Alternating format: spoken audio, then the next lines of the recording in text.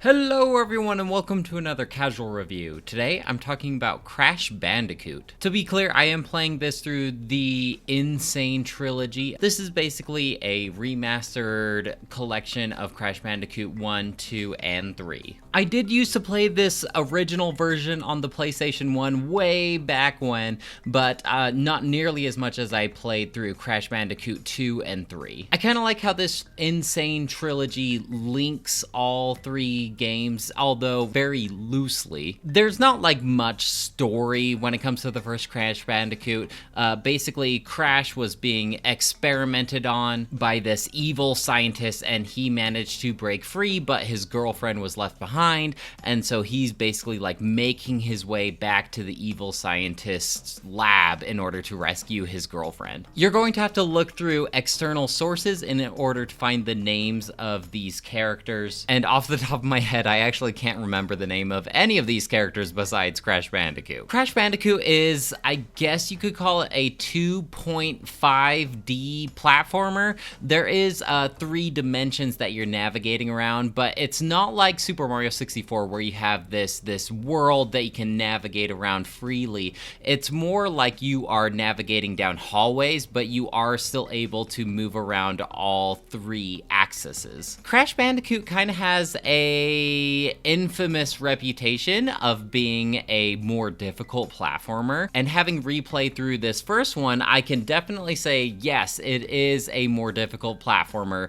compared to most traditional platformers that you typically play through, like your Mario or your Kirby. What's interesting about the difficulty of this game is it's kind of all over the place. You know, like sometimes at the beginning of the game, you're going to encounter these incredibly difficult challenges, like the infamous bridge level where you are navigating forward and backwards in order to jump on these platforms. Basically, there's this giant bridge, and then all of these different panels have like broken or fallen out, and so you need to be very precise in order to jump on the correct plank. But it's really difficult to gauge exactly like how far you need to jump in order to land on the intended plank. It's almost pixel perfect, and this is actually a lot more difficult in the original version compared to this remade version, but it is still rather difficult even playing through this version. I think I've seen YouTube clips where you can kind of like cheese these bridge levels by running along the top rope on the side. However, I was able to navigate the way that it is intended. It is kind of funny because after you die so many times, it eventually gives you this mask, and I can't remember the name of the mask off the top of my head,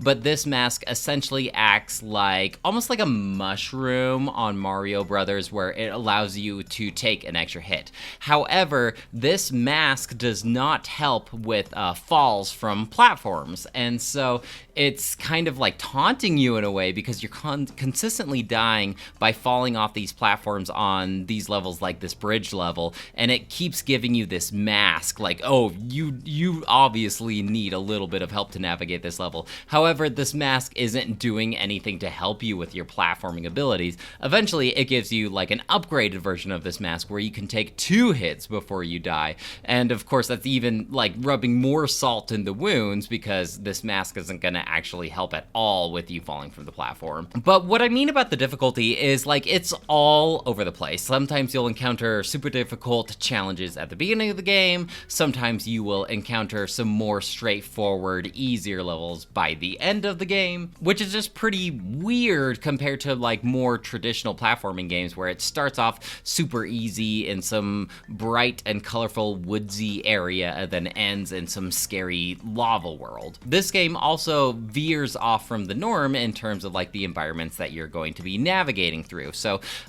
typically I would say maybe 3/4 of the levels that you play through in Crash 1 are more jungly tribe kind of aesthetic. You're going to be navigating through a lot of this flora with like these different faunas such as like snakes, but you'll also be encountering like ancient civilization architecture. But by the last fourth of the game, when you near this evil scientist's lab, things start to get a little more lab tech oriented, where you're going to be encountering more like machines and mechanical equipment that blows out steam that you have to avoid. But other than that, there's not like a lot of environment diversity compared to like a normal platform game where you have your wood level, your ice levels, your fire levels, cave levels, right? There's the traditional environments that you typically navigate through in a normal platforming game. And I mean, they do have some variety in terms of like the levels, what you're doing. Some levels are more like side scrolly, other levels you're like riding a hog and you're like navigating through these tracks. There's a couple different sections that are pretty iconic when it comes to Crash Bandicoot, where you are actually running towards the camera and you can see a giant boulder rolling towards you. And so it's kind of difficult because you can't see what's ahead of you, and you just kind of have to know what's going to be ahead of you. You do have a little bit of time to react in terms of like where you navigate left and right, but it is kind of intense because you see this giant boulder running.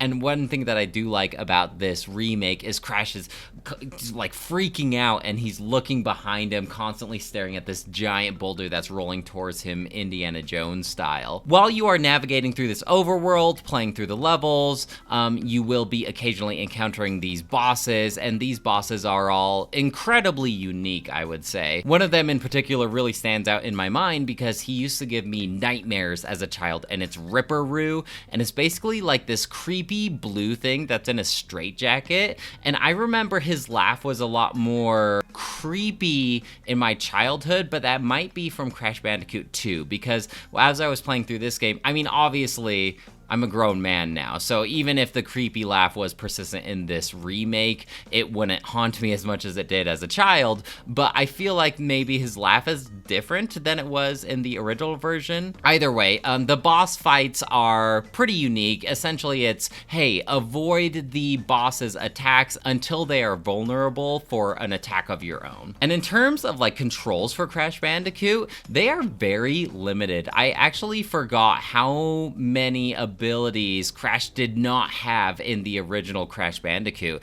because I was trying to do slides and ducks and belly flops, and all of that is introduced in later Crash Bandicoot games. Pretty much Crash Bandicoot can jump and he can spin, and that is your entire toolkit for the rest of the game. But even with the simplified toolkit, you can do some pretty snazzy stuff if you are really adept at playing through Crash Bandicoot games. One of my favorite things to do in Crash Bandicoot is to spin into an enemy and send the enemy launching into the background, where he collides with other enemies and boxes and basically destroys that stuff. And that's always so satisfying, aiming your enemy projectile into stuff into the background. But in terms of your jumping, this is what makes Crash Bandicoot so difficult, is there's not a ton of flow in terms of your movements, in terms of your jumps.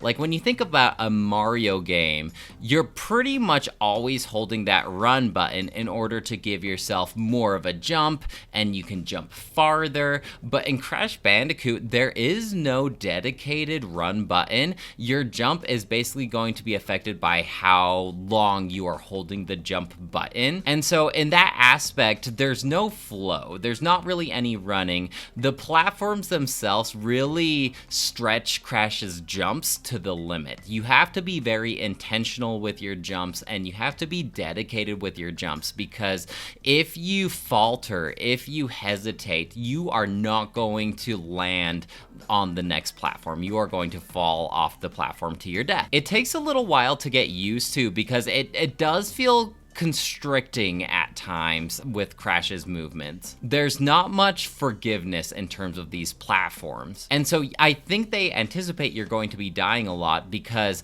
they basically throw lives at you all the time, especially with like difficult levels. They're going to be giving you like 4 lives at one time. And I never got a game over while I was playing through this game, but there were significant times where I would just be burning through these lives trying to overcome a difficult challenge. And you know, normally if you die and then you start back over at the checkpoint, it's not that big of a deal, but especially at the end of the game, these checkpoint boxes where you would respawn at if you die become far and few between. And so it certainly got very frustrating late game where you are just consistently dying and having to walk back to this trial, this difficult section that you keep dying on, but it still takes like a minute to get back to that place that you keep dying on. It's almost, I hate to relate everything to Dark Souls, but it's almost like the bonfires in Dark Souls. So when you finally do encounter one of these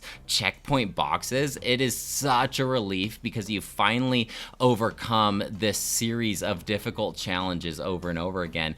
And if you start getting frustrated and you start trying to like rush through all of these obstacles that you've cleared previously, you start getting hasty, and then you're not as intentional with your jumps, which means of course you're going to be dying even sooner than you would have if you had been patient. And so by that metric, I would definitely say that this game is one of those easy to pick up, difficult to master kind of things. And if you roll the credits on this game and you love it and you definitely want to extend your gameplay with it, there are additional challenges that you can try to complete. One of them being you want to try and clear every level while destroying every single box that is in the level and not dying once. And if you are able to accomplish this, then you are awarded a gem. What do the gems do? I actually don't know. I can speculate though. Basically, every once in a while you will encounter these ghosts of a platform, for lack of a better explanation. And I think that these ghost platforms are linked to the amount of gems that you have unlocked, or maybe they're linked to secret gems that you can unlock. And I imagine that these ghost platforms will take you to bonus levels in order to earn extra lives and just overall satisfaction for having achieved such a difficult feat. Now, at the beginning levels, this wasn't that difficult for me. I was able to destroy all the boxes and not die, no problem. But by the time I got to maybe like the 4th or 5th level, you just gotta be proud of me for even beating the level. But I have seen like pro Crash Bandicoot players navigate these levels without dying and destroying all the boxes, no problem. I'm just not willing to put myself up to that level of challenge and frustration personally. And if you want even more of a challenge, you speedrunners out there, there are like time trial modes where you have to navigate through these levels within a certain time limit. I believe this unlocks a separate gem for you. But going along with these ghost platforms, as you are navigating through these levels, occasionally you will uncover these tokens. Most of them are going to be tokens of Crash's girlfriend, and if you get 3 of these same tokens, you will eventually encounter one of these ghost platforms. And yes, if you encounter all 3, then the ghost platform will become solid, you can jump on it, and it basically takes you to a bonus level where you try to get as many lives as possible. And trust me, you'll want to stock up on these lives. Yes, they throw a ton of lives at you, but it never hurts to build up your stockpile. By the time I finally beat the final boss, I was down to maybe like 3 lives, so I was cutting it pretty close. I have a lot of nostalgia for Crash Bandicoot. I remember playing it quite often as a kid, and to this day, I still play the Crash Bandicoot games using the D-pad instead of the analog stick because it just makes sense to me, and I can totally get you people who prefer to play with inverted controls because that's just what you grew up learning. I'm not gonna play any other 3-dimensional platformers with the D-pad, but Crash Bandicoot, you know I'm playing with that D-pad. I have a lot of fondness too for like all of Crash Bandicoot's deaths. Like, yeah, it's frustrating that you fell off a cliff, but it's kind of funny when you fall off a cliff and then his shoes fly up in the air and then fall back down to the ground. Or when you run into an enemy or a spike, it is kind of funny how you turn into into an angel and float up into the air. So it's almost like a little consolation, like, yeah, you keep dying, but at least Crash is dying in funny ways. I'm also really nostalgic about the soundtrack in this game. There's a lot of xylophones, so hopefully you like xylophones, but like I mentioned, in terms of like the aesthetics, it's very tribalistic, lots of drums and flutes and that kind of thing, until of course you reach the more technological sections. I even just love that sound when you gather a Wampa fruit. Now, Wampa fruits are basically like the coins from a Mario game. You collect 100 Wampa fruits and it will give you a life.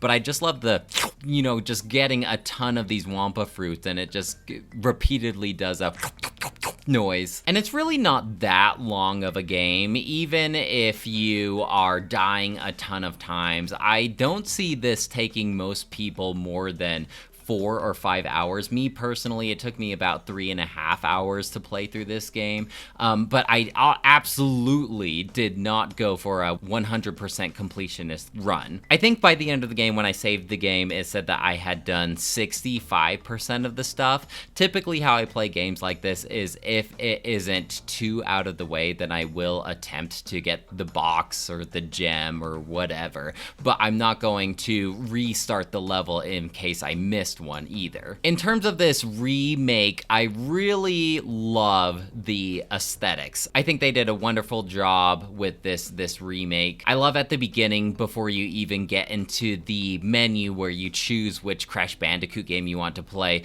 we see this super polygonal old Crash Bandicoot from the PlayStation 1 graphics, and then he hops into this machine which makes him all high definition, which is pretty cute. I think they still kept things pretty true to the original, control-wise and gameplay-wise. A couple things that I noticed is Crash makes different noises that I'm used to, and I hate it. I think Crash should only make the noises that he made from the original game. These new noises don't really seem to fit his character. This game also lets you play as Coco pretty early into the game. Coco is Crash's sister that I think is introduced in Crash 2. Overall, I think I will give this game a 3 out of 5. I still had a fun time playing it, but yeah, there are some points of the game which are definitely more frustrating than they are enjoyable. I mean, but it's like a super short game, and so if you're interested in the series at all,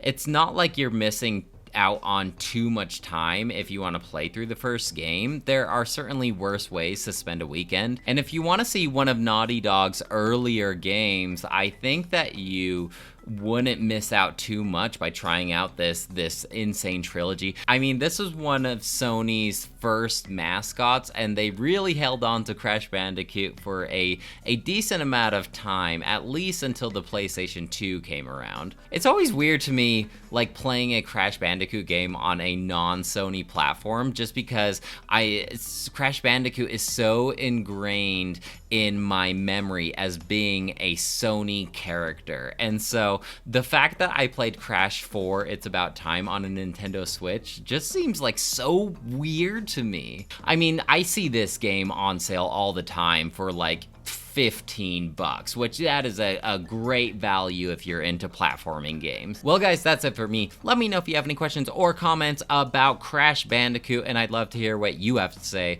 Otherwise, I'll talk to you later. Bye!